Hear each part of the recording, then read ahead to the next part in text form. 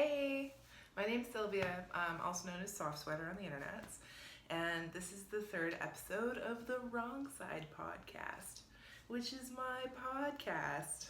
Again, fake graphics. Yeah, I'm not feeling great today. I have a cold, so I'm gonna be like coughing and sad, like normal. Honestly, if people know me, I'm usually like this, but yeah, I thought I'd get started talking about some finished objects. These podcasts tend to go through sort of like a cycle of things, but last time I posted, I was working on something I was calling the Woodland creatures shawl, and I ended up keeping the name.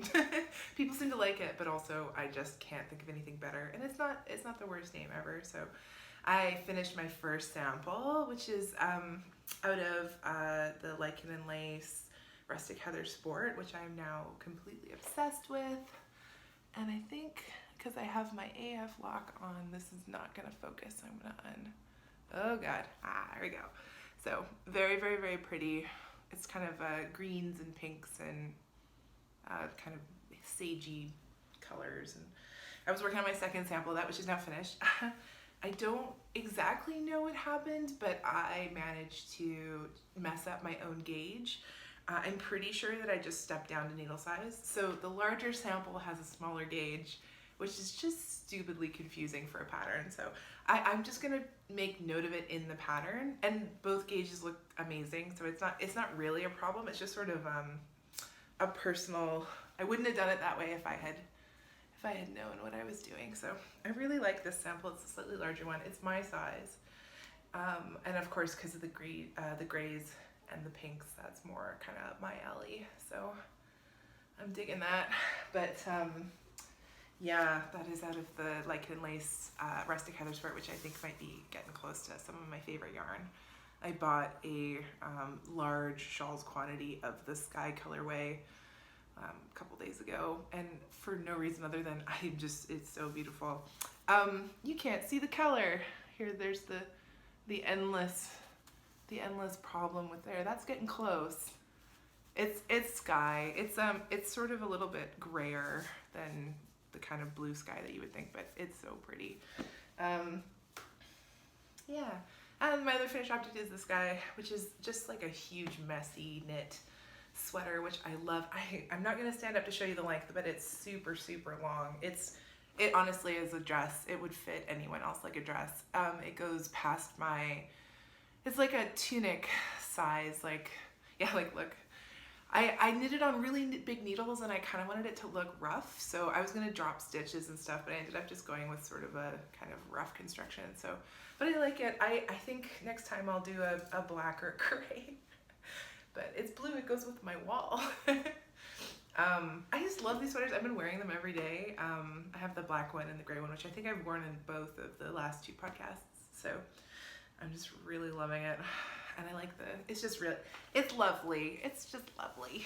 And I'm still on the fence about whether it'll be a pattern. It's so simple that I might just end up being a recipe or something.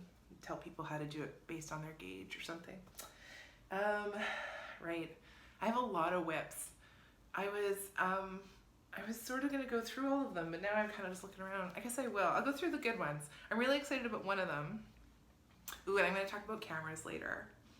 I was gonna talk about it at the beginning, but I'm gonna talk about it later. I did a cool shoot for that Woodland Creatures shawl, which I'll give you guys some sneak peeks on. This guy, I'll get the needles off the ground. Should have probably organized it a little bit before I sat down, because I'm mid-row, which is fine, because I'm actually not gonna share too much of the shape of this guy yet anyway. But this is out of the Woolfolk Tynd and Snow. It's the same yarns that I used for most of my hats actually, but I decided to single strand each one. So it is I actually don't remember the colorway names, which is too bad because they're always numbers and I'm not very good at remembering numbers, but it's basically the darkest color, so the black. It is a little browny, but black. And then this one is actually, I'll show you in the ball a little bit. It's the marled, I guess you call that, I always call it barber pole, because it looks like a barber pole. It's like when two colors are just stranded together. And the darker color is the same color as the darkest color in this. So it's got this cool kind of effect to it. I'm really looking forward to this one. It actually feels like something I'm going to wear a lot. It's very long and it's still got a triangle, so you kind of just wrap it and it'll be quite a nice little like asymmetrical kind of thing. And this yarn is I guess cashmere grade merino, which I'm not usually a soft yarn person, but I'm really loving it. You got me. It's so pretty. My weird stripe pattern. Anyway, this should be done soon. I've been knitting it like a maniac. This has been my primary thing that I've been working on. Partly because I don't need to look at a pattern. It's just like do stripes and increase and decrease. It's great. I'm really loving that one. And I originally, I think I'm on sort of, not a design hiatus, but I was sort of like thinking about just designing things that I want to wear and not really thinking too much about the pattern. And so I wasn't planning on publishing that one, but I'm just so happy with the results. I'll either reknit it and publish that, or I'll just, I don't know. It's so fun. I'm really enjoying it. Looking around at the knitting. I have another sweater that I cast on, and I think, I can't remember, I should have watched the last episode. But it's a pie, sorry, not pie shape, circular yoke, because I hadn't done them before. So I'm just learning what the fuck to do. Apparently we swear on this podcast, because I swear a lot in real life. Anyway, it's black. I'm gonna, sorry, just fiddle around with this stupid lighting again. It is, what the, it's Barocco Vintage DK. I had just either cast on or I was talking about it. So I'm finished the body, and, ooh, lighting. Finished the body. It's very oversized, so like the armhole starts very low. It's kind of like, I don't know, giant black loose gauge sweater thing. And I imagine I'm gonna wear it quite a bit, because I've been wearing all these sweaters a lot. Apparently the loose gauge look is my personal look for sweaters. I really like it. I'm loving that one. Although you know what, there's something about having to do the sleeves. I guess everyone knows that already. It's like I said that for the first time, like you guys didn't know that sleeve island is a huge pain in the butt. I don't know, something about just sleeves that I hate knitting. So it's gonna probably be stuck in the corner for a little while I figure out my shit. So I had cast this guy on, at least, this is the slow going one. It's out of the Hinterland Desk, which I don't have a skein of, but I have it caked up. And I just love this yarn. Right now, this is my desert island right now. Desert island yarn right now. If I were stuck on a desert island and I had the option to have one yarn for the rest of my life, I think it would be this one. I think it would just be this one, honestly. Even in, I would say the smoke colorway, just because I would wear it more. But this color is amazing. And it's lace and lovely. And I think someone just came in, so I'm gonna pause this. Someone did come in. Apparently we have cleaners on weekends that I didn't know about at my studio. So they came and they cleaned, and I sat and looked out the window, and it was actually really nice. And now the floors are mopped, and it smells like Febreze in here, which is great. I was talking about this guy, and I really love this one because it's lace, and I right now, despite everything, I don't have a ton of lace projects, which has been a weird thing. I guess just going into like a period of like knitting like more textured and more color work things. It's just very strange for me. I'm definitely a lace knitter, but I have to, this has been slow going because it's, although it is a repeating chart, it has different like structural things to it. So I'm just having to calculate as I go on that one. Let's look around a little bit more. I guess I'll show you this one. I'm actually knitting someone else's pattern for once, which is exciting because it's been years. It's been years since I knit someone else's pattern, but I have to say the person's pattern that I knit last time was also Tynd knits. So I love them so much. Alexa's like probably one of my favorite people. Anyway, I'm knitting a little wee flax sweater, which yeah, Oh, but it's out of this wonderful yarn that I got. So I picked this yarn up at Wet Coast Wool's Fleece and Harmony.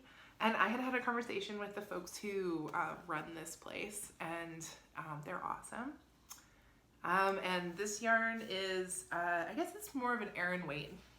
Does it say on it? It says worsted. It's a bit of a thick worsted. My gauge is a bit tight too. But I have a family member who's preggers, so I figure I'm not very good at knitting baby things for like children that grow. Sorry, logging into my thing so I can see my notes. Because just how long it takes me to knit things. I'm always working, working.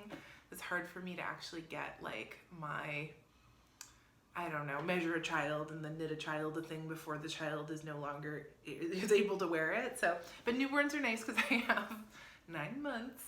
And also, I really love the idea of knitting things for newborns because although they don't wear them very long because they grow out of them so quickly, you can hold on to that piece of knitting for the rest of your life, and you can tease them about it later. You can be like, you fit into this, and like little tiny sweaters and like caps and stuff. So it's not the same thing, but it's like the dog's first collar when you have a puppy, and you're like, what? Tiny little collar. I don't have children, obviously.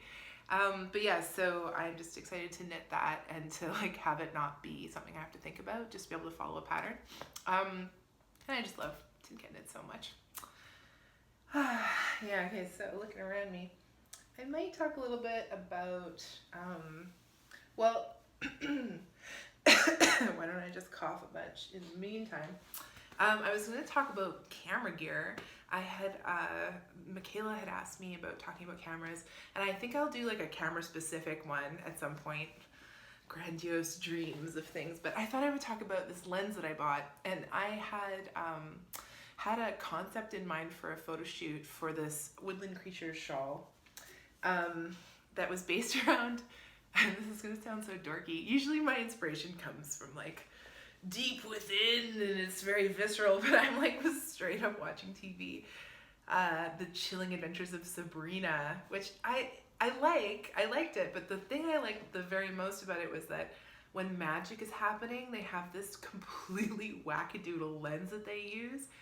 It might be post-processing, it might not be a lens, like I'm not entirely sure, but it's this like, so like she walks into the forest and the forest is magical and there's like just like crazy pants blur everywhere and it's super lovely, and as the camera pans, like the blur pans, it's honestly, you don't have to watch the show. I don't like to recommend that kind of stuff to people. I enjoyed it. It's very, just whether you like it or not doesn't, I'm not offended either way, but I just go check out first episode, like midway through, if you're scanning, you'll see she's in the forest and you'll see the lens I'm talking about. And this is not terribly unlike me to like obsess about camera gear, and then buy unusual things only to like resell them later, or I think I'll keep this one, but just I really like kind of gimmicky stuff. Just again, not very high art of me, but so this is a tilt shift lens, and to be honest, I've wanted a tilt shift lens for a really long time. Like what the hell? It's in a ball, like it's still a lens, but it's somehow affected by this movement, and it blurs the crap out of your photos. So it's a Lens Baby Edge 50, so it's a 50 millimeter lens with this weird technology to it. So each of the photos will have, if you're focusing correctly, so say this is the photo, everything will be blurred except for a slice of focus at any point, and it doesn't have to do with depth of field. So usually depth of field is like if I'm focusing on my eyes and nose, and things behind me and in front of me are blurred. So that would be like a focus determined by distance. And like this one's just like, this shit's in focus and everything else is blurry.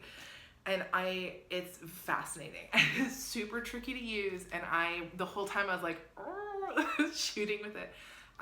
Because you're doing this to manipulate the blur, but then you're also focusing as you go because it's a manual focus lens, because there's just no way mechanical, like a computer could manage both of those things for you. So it was just a completely wacky shoot, and it was really cool. And the photos are weird.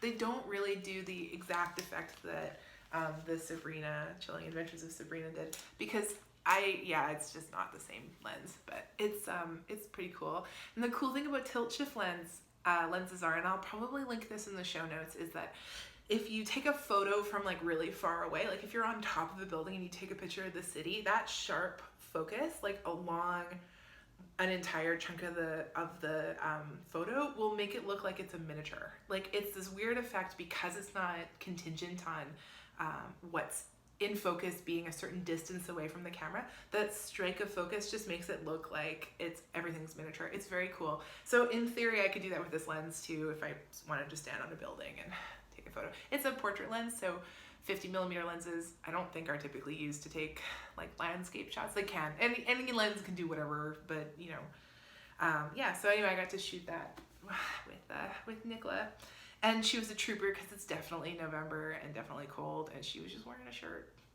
and a shawl, and she was very cold. It was actually a really cool day because we got to shoot a bunch of stuff. It was really nice. I think some people are going to be annoyed at the effect of the camera. When I was talking to my knit group about it, one of my friends was like, I thought my eyesight was going. Like, nope, it's just a weird, murky, moody, strange effect. You know what? If I can figure out how to put a photo, I will put a photo here.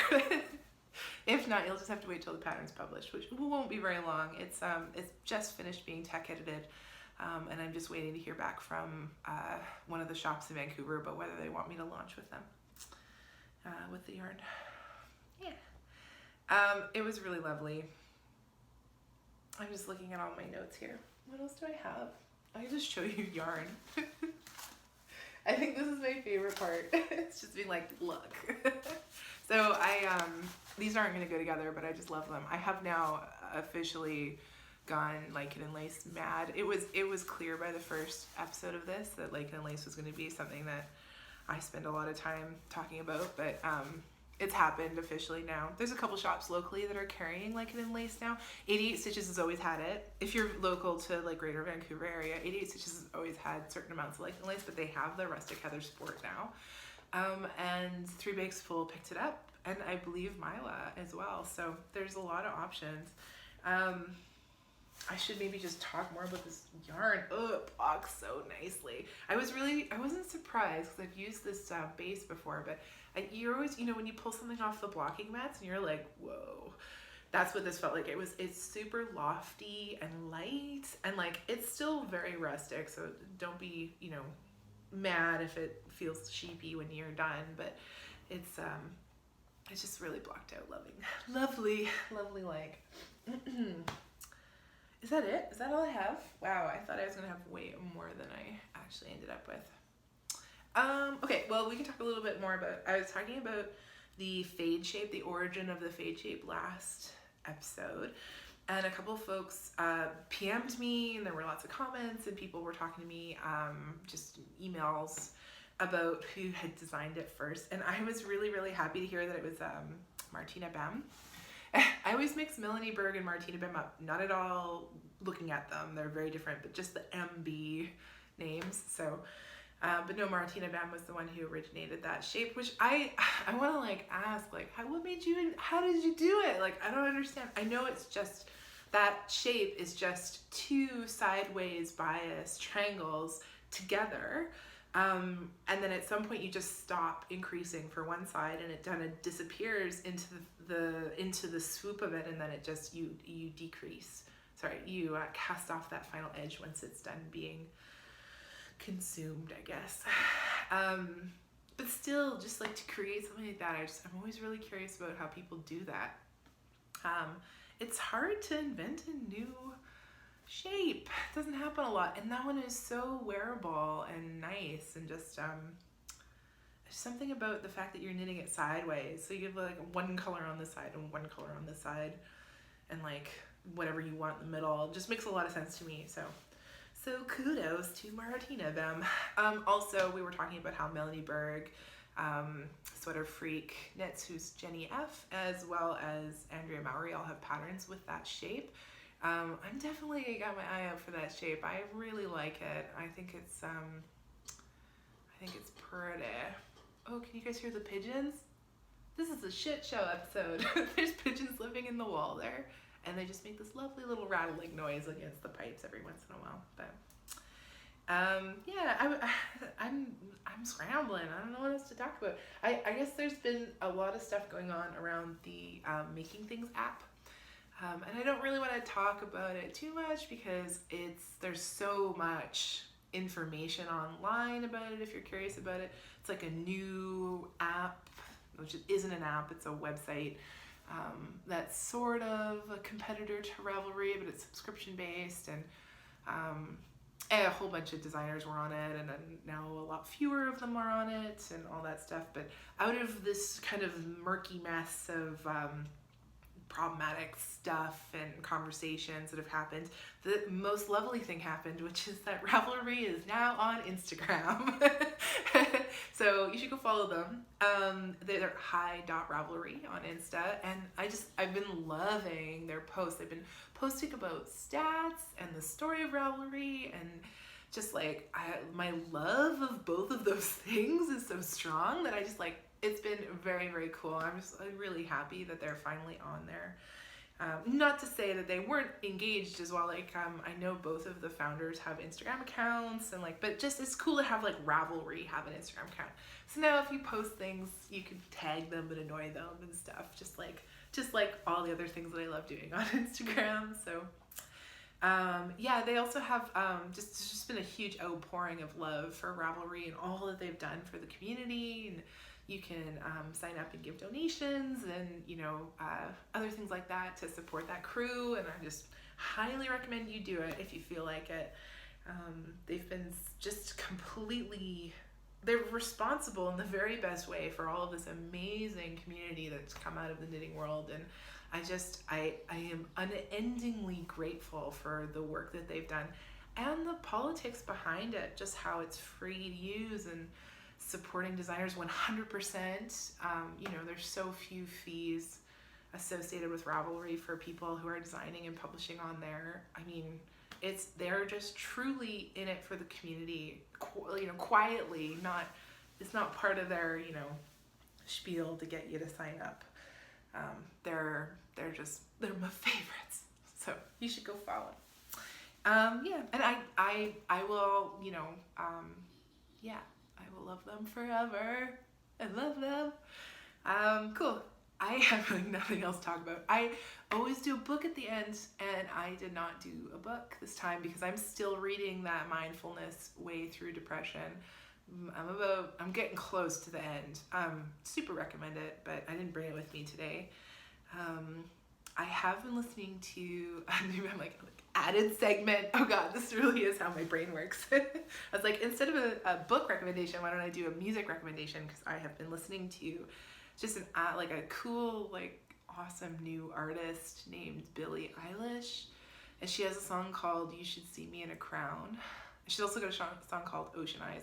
And they're both, I've had You Should See Me in a Crown stuck in my head and on repeat and on all my devices since I heard it a couple days ago. So I strongly recommend checking her out. She's also like weird and 16 years old and homeschooled and like all sorts of cool things. So, and just very unusual. I love how unusual things like music is getting. It just really appeals to me.